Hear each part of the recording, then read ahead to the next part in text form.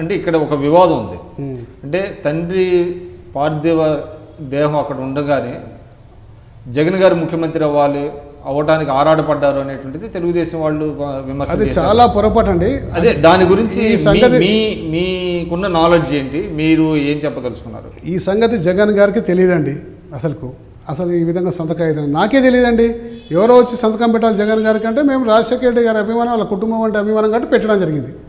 మరి అది ఎవరు చేశారు, ఎవరు చేయించిన సంగతి ఈరోజు కూడా తెలియదు. కానీ ఎవరు దానికి పూనుకున్నారు అనేటువంటి తెలియదు. కొంతమంది శాసనసభ్యులు, అప్పుడున్న శాసనసభ్యులు ఎవరో ఒకరు పూనుకొని ఉంటారు అంతే. వాళ్ళే ముందు భావోద్వేగంలో పూనుకొని ఉంటారు, సంతకాలు పెట్టుంటారు. కానీ జగన్ గారికి మాత్రం ఈ సంగతి తెలియదండి.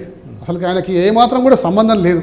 కేవీపీ గారికి కూడా తెలియదా? కేవీపీ గారికి తెలియదు, జగన్ గారికి తెలియదు. కాకపోతే రాజకీయ కారణాలతో తెలుగుదేశం వారు దుమ్మెత్తి పోసే అవకాశం ఉంటుంది. కాంగ్రెస్ పార్టీలో ఉన్న కొంతమంది నాయకులు రాజశేఖర రెడ్డి ఫ్యామిలీ అంటే పడని వాళ్ళు కూడా అదేవిధంగా దుమ్మెత్తి పోశారు. కానీ ఈ ఇద్దరు మాత్రం అసలు వాళ్ళకి సంగతి తెలియదు. కేవీపీ గారు కానీ జగన్ గారు కానీ వాళ్ళకు సంతకాలు పెడుతున్న సంగతి కూడా ఏమాత్రం కూడా తెలియదు. పెట్టిస్తున్నారని లేకపోతే ఈ విధంగా జరుగుతున్న సంగతి వాళ్ళకి తెలియదు. కానీ ఆయన కొద్ది కాలం కాంగ్రెస్లో ఉంటే బాగుండేదంటారా మీరు? ఇది ఆయన డిసైడ్ చేసుకోండి. ఎందుకంటే ఆయన వ్యక్తిగత నిర్ణయాలని మనము ఏ విధంగా చేయలేం. కాంగ్రెస్ పార్టీకి ఉంటే మాత్రం కాంగ్రెస్ పార్టీ బలంగా ఉంటుండే, ఈరోజు కూడా రాష్ట్రంలో బలంగా ఉండే అవకాశం ఉంటుండే. ఆ స్పిరిట్, ఆ ఉత్సాహం వేరే ఉంటుండండి. కానీ ఆయన కాంగ్రెస్ అధిష్టానాన్ని ధిక్కరించి వెళ్ళిపోవటం వల్లనే ఆయన మీద సిబిఐ కేసులు వేయించారు, అనేక ఫాల్స్ కేసుల్లో ఆయన్ని ఫ్యాబ్రికేట్ చేశారనేటువంటి వాదన కూడా ఇప్పుడు వైఎస్ఆర్సీపీ వాళ్ళు చేస్తున్నారు. అది ఒక రాజశేఖర రెడ్డి గారి అభిమానిగా, ఆయన అనుచరుడిగా, ఫాలోవర్గా మీరేం చెప్పదలుచుకున్నారు? ఇక భిన్న బాధలు ఉన్నాయండి. పార్టీ సరిగా చూసుకోలేదని చెప్పి ఆయన బాధపడ్డారు, ఆయన సరిగా పార్టీకి గీయలేని చెప్పి పార్టీ బాధపడ్డది.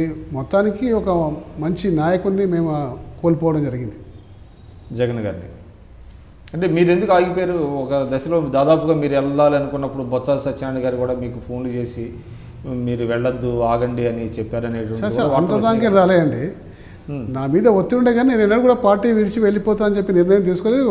నేను చెప్పేదంటే రాజశేఖర రెడ్డి గారు ఈ పార్టీని చాలా పటిష్ట స్థాయికి తీసుకొచ్చింది, ఎంతో కష్టపడి పనిచేసింది. అందులో అప్పుడు ఈ పార్టీలోకి నేను బయట పోతే బాగుండదన్న ఉద్దేశంతో రాజశేఖర రెడ్డి గారు వారి మీద అభిమానంతో నేను ఈ పార్టీలోకి వెళ్ళి బయటకు వెళ్ళలేదు. అంటే మీరు కొన్నాళ్ళ పాటు అసలు ఎవరికి అందుబాటులో లేరు అని కూడా వార్తలు వచ్చినాయి. నేను అందుబాటులో లేకపోవడమేందండి. నేను అందుబాటులో ఎక్కువ ఉంటే ఈ విధంగా ఉన్నాం. ఇప్పుడు అందుబాటు ఎక్కువైతే కూడా ప్రజలు ఒకసారి దాన్ని గుర్తించారు. ఎందుకంటే ఈజీ తీసుకుంటారు. ఎప్పుడు ఫోన్ చేసినా పలుకుతాడు, ఎప్పుడు పిలిచినా పలుకుతాడు అని చెప్పి ప్రజలు అప్పుడప్పుడు ఈజీ తీసుకుంటారు దాన్ని. అది కూడా ఒక రకమైన ఇబ్బంది.